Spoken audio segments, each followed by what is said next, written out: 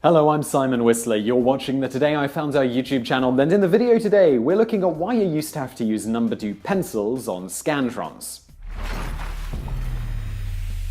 Now, you might be saying right now, used to? Don't you still have to? Well, it turns out, despite what pretty much all teachers will tell you, not really. Modern Scantron systems are quite high-tech, using image sensors and sophisticated image processing algorithms. These algorithms can even pick out which oval has the strongest mark. So if your test is being processed by one of these newer Scantron systems, you could fill out every bubble on the Scantron and it would simply pick the darkest shaded bubble in each row and assign that as your answer.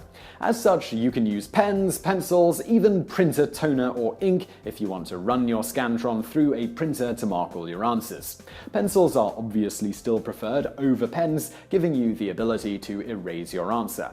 Also, generally speaking, you still want to use some form of grey to black coloured marking device to ensure your Scantron form is read perfectly, although anecdotal evidence has shown that even using different shades of colour or coloured pencils will also work, though at that point the system isn't necessarily going to read your form perfectly. Further, if you pick a shade that is the exact colour of the lines on the form, it might just ignore your markings. On the flip side, the early models of Scantron machines were significantly less sophisticated. They read pencil marks by shining light through the paper and using lucite light guides. The light was then received through phototubes. With this antiquated system, for an answer to be read, the light must be completely blocked out by the pencil marking to register correctly. Graphite works well for this purpose because graphite molecules, which form tiny sheets of carbon, reflect much of the light that hits them and absorb most all the rest. It turns out black ink isn't opaque enough for these old Scantron systems. Further, lighter shades of graphite, such as in number 3 and number 4 pencils, weren't sufficiently opaque enough for these old systems to perform without error, as is generally required. Number 1 pencils would have worked fine, as they are darker than number 2 pencils, but unfortunately they also smudge easier when erased or accidentally rubbed with your hand as you mark the Scantron form, increasing the possibility of a false positive when the Scantron was reading your form. So number 2 pencils were just the right mix of darkness and hardness of the graphite and clay core to block the light effectively while also not smudging too much.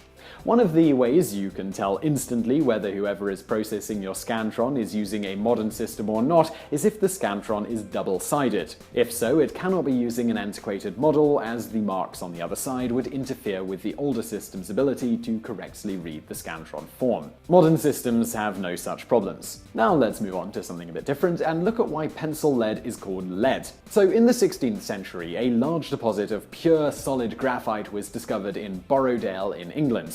This was the first time in recorded history that high-quality solid graphite had been found. When metallurgists first encountered this substance, they thought it was some form of black lead rather than a form of carbon. Thus, they called it plumbago, which is derived from plumbum, which is Latin for lead. It didn't take people too long to realize that solid sticks of high-quality graphite were good for marking things. At that point, the graphite from the mines of Borrowdale became extremely valuable, so much so that guards were eventually placed at the entrance to the mine, and laws were passed to stop people from stealing the solid graphite.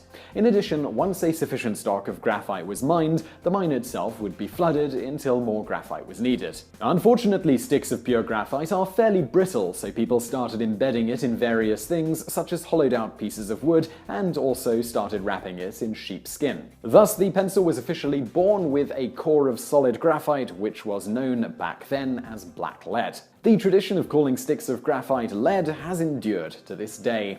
And now for a bonus fact. Graphite deposits had been found elsewhere before the 16th century, but nothing near the purity and quality of the English find. Due to the impurities in these other deposits, the graphite from these deposits must be crushed into a powder to remove the impurities. The method for being able to use this graphite powder in pencils was independently discovered by both Frenchman Nicolas Jacques Conté in 1795 and Austrian Joseph Hartmuth around 1790. During the Napoleonic Wars, France wasn't able to import pencils from Great Britain, which had the only supply of pure solid graphite in the world. Nicolas Jacques Comte, who was an officer in the army, discovered that if you mix the graphite powder with clay, you can then form this mixture into sticks and fire this substance in a kiln. You can also vary the clay and graphite ratio to achieve different levels of hardness and darkness. This is more or less exactly how pencil cores are made to this day. Comte was also the first one to come up with a system to use numbers to signify the grade of the pencil, in terms of hardness and darkness of the core. The system, translated to the European system, is as follows. Number 1 equals B, number 2 equals HB, number 2.5 equals F, number 3 equals H, and number 4 equals 2H.